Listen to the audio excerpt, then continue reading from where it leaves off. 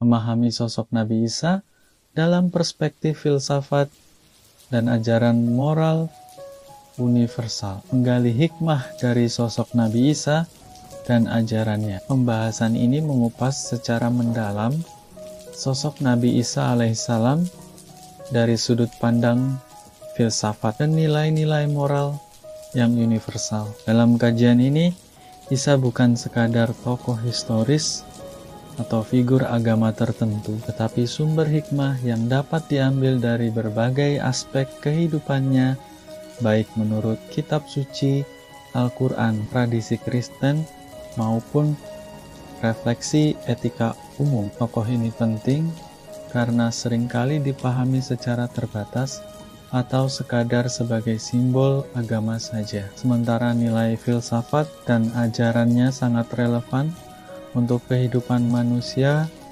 lintas zaman dan budaya. Istilah kunci seperti manusia langit, hukuman penyaliban, kerajaan Allah, dan konsep Golden Rule menjadi dasar pengantar memahami siapa Isa, bagaimana ia berdakwah, serta apa pesan moral yang disampaikannya. Kita juga dijelaskan pentingnya memandang ilmu dan wawasan secara terbuka, tidak terjebak pada kelompok atau prasangka tertentu, melainkan terus mencari hikmah dari siapapun dan apapun. Hikmah sebagai pencarian nilai kebaikan dan pelajaran berharga dari berbagai sumber ilmu. Perbedaan antara penekanan pada pembicara mankola dan isi pesan makola, pengantar isu kepelbagaian versi cerita tentang Nabi Isa di berbagai tradisi seperti dalam perspektif Ahmadiyah,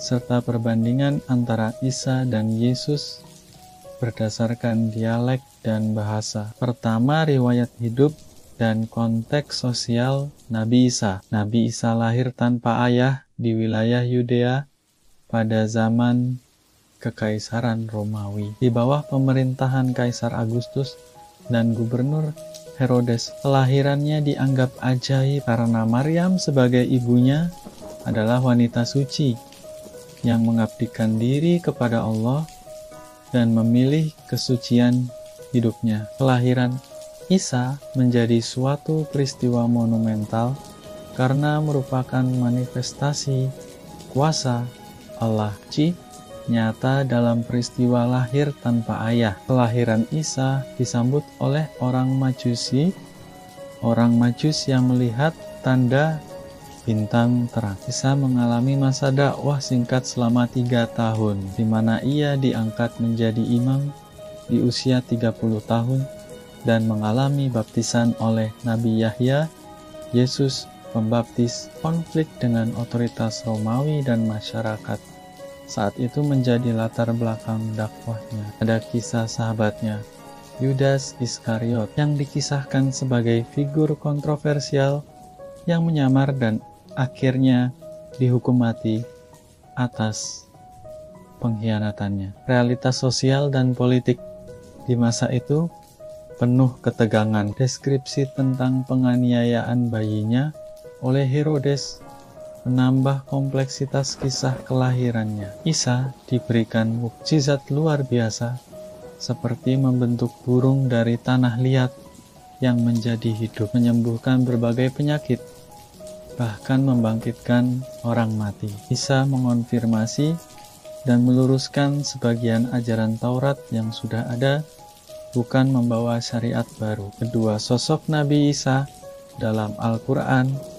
dan ajaran agama lain. Dalam Al-Quran, Isa disebut lebih banyak daripada Nabi Muhammad, menunjukkan betapa pentingnya perannya. Penamaannya berbeda sesuai dialek dan budaya. Isa, Yesus, Aliasu. Al-Quran mengangkat Isa sebagai nabi yang diberi mukjizat dan peran utama sebagai adik peneguh ajaran Taurat dan pembawa kabar gembira atas kedatangan Nabi Muhammad. Isa adalah manusia yang diberi anugerah berbicara sejak bayi, menjadi figur mukarab yang dekat dengan Allah. Mukjizat Isa dikhususkan untuk meneguhkan keimanan Bani Israel. Isa tidak mengaku sebagai Tuhan, melainkan sebagai utusan Allah. Dialog ilahi menunjukkan penolakan klaim ketuhanan darinya. Disampaikan juga bahwa Isa akan turun kembali menjelang akhir zaman. Versi-versi lain, seperti dari kelompok Ahmadiyah dan Kristen, menguatkan perbedaan penafsiran eskatologis dan historis, misalnya mengenai penyaliban, kebangkitan, dan dakwah Isa setelah masa jasmania. Ketiga konsep kerajaan Allah dan peran manusia sebagai khalifah. Salah satu inti ajaran Isa adalah konsep kerajaan Allah, Kingdom of God, yang memiliki implikasi filosofis dan spiritual mendalam. Antara lain, kerajaan Allah adalah kondisi di mana hukum Tuhan sunatullah ditegakkan dalam seluruh dimensi alam, baik secara fisik, moral, dan ibadah. Kerajaan ini dapat terwujud di dunia, di akhirat, dan terutama di dalam diri manusia.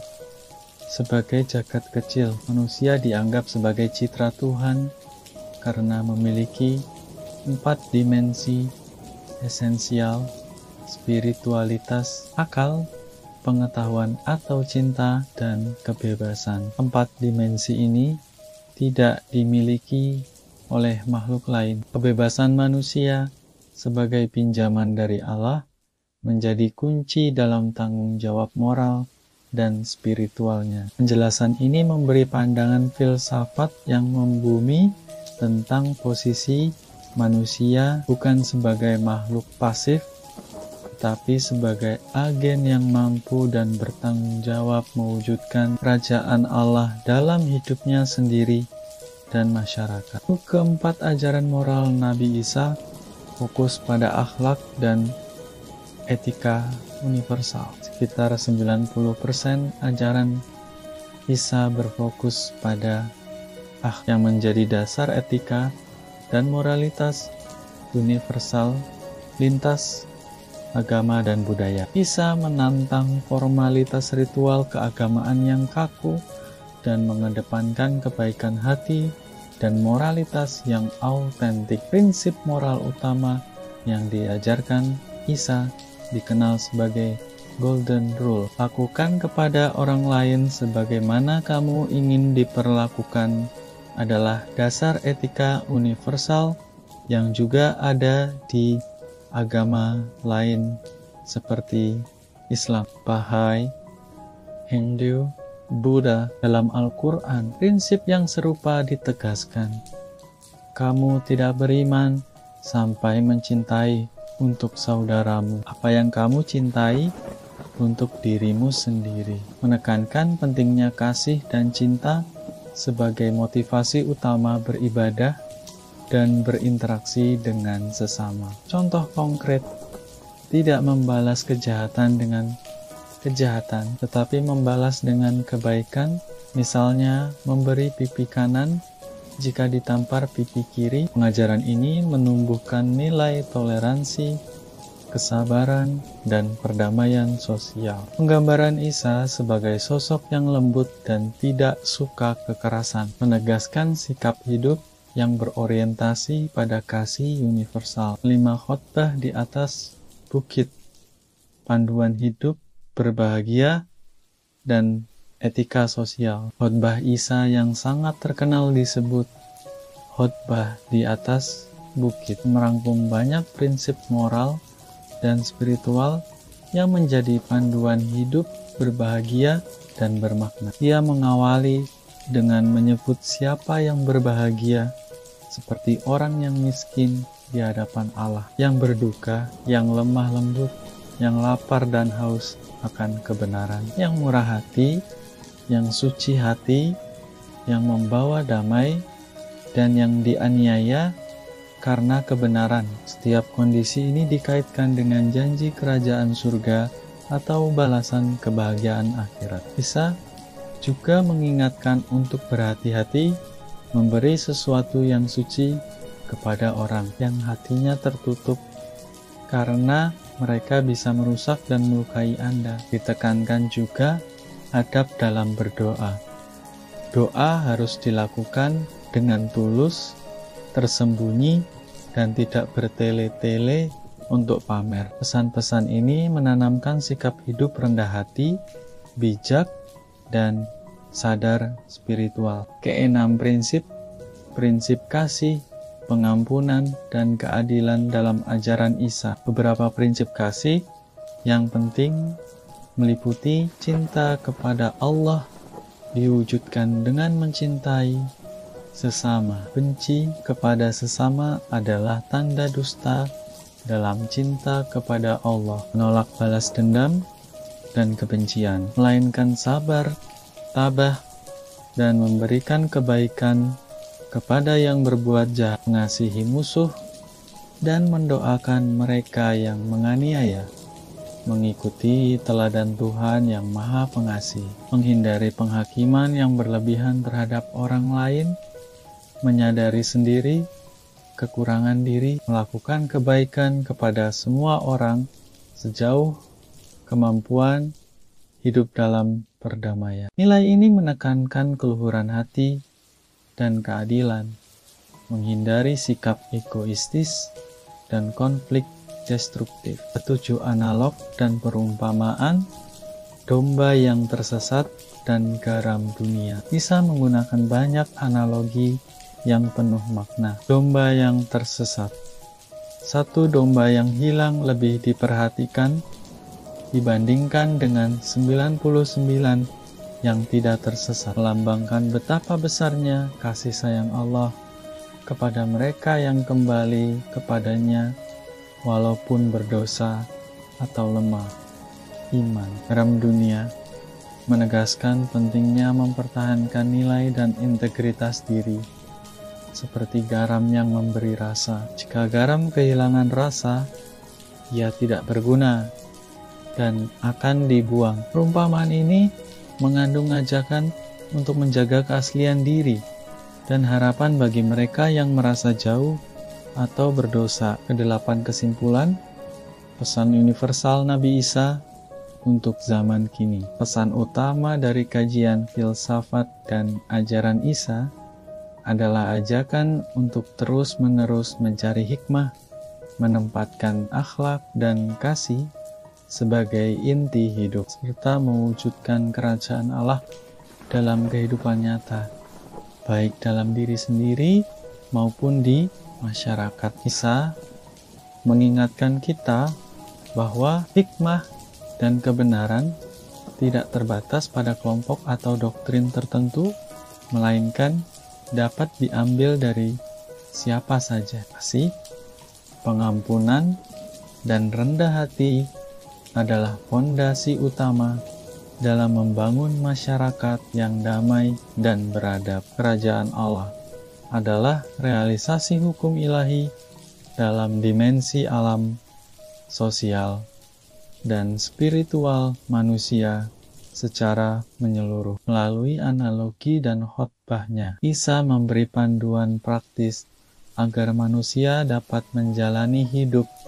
yang bahagia lahir dan batin, tanpa terjebak oleh materi, dendam, atau kesombongan. Penting untuk berdoa dan berusaha dengan niat yang tulus, tidak semata-mata ingin memperlihatkan kesalehan atau mendapatkan pujian manusia. Dengan membuka pikiran dan hati untuk belajar dari segala tradisi dan ajaran, kita bisa memetik hikmah yang memperkaya pengalaman hidup dan memperdalam ketakwaan serta akhlak. Nabi Isa dilahirkan secara ajaib dan memiliki peran sebagai peneguh ajaran Taurat dan pembawa kabar tentang Nabi Muhammad. Isa diberikan mukjizat untuk membuktikan kebenaran dakwahnya, seperti membentuk burung dari tanah dan menyembuhkan penyakit. Konsep kerajaan Allah